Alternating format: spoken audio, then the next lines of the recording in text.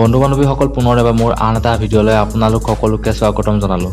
তো বন্ধু বান্ধৱীসকল আজি আমি কথা পাতিম গাড়ীবোৰৰ বেলেগ বেলেগ ৰঙৰ নম্বৰ প্লেটবোৰৰ বিষয়ে। তো বলক ভিডিঅ'টো আৰম্ভ কৰোঁ।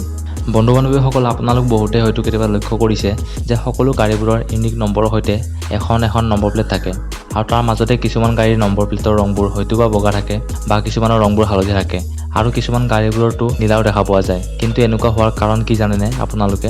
আচলতে যিবোৰ গাড়ীত বগা নম্বৰ প্লেট থাকে সেইবোৰ প্ৰাইভেট গাড়ীৰ বাবে হয়। মানে এনেকুৱাখন গাড়ী যিখন আপোনালোকে নিজৰ দৰকাৰ অনুযায়ী ব্যৱহাৰ কৰিব পাৰিব।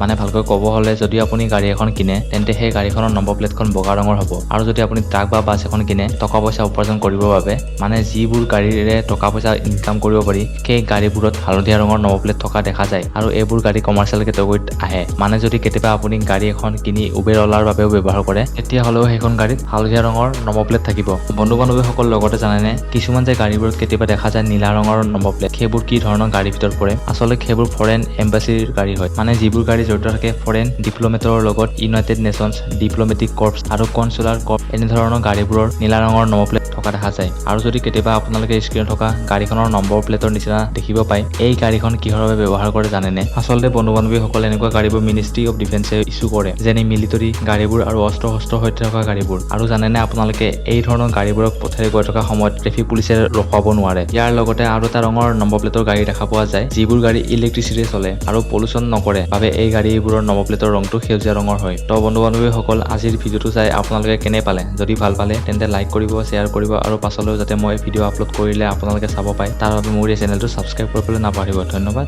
জয় আই অসম।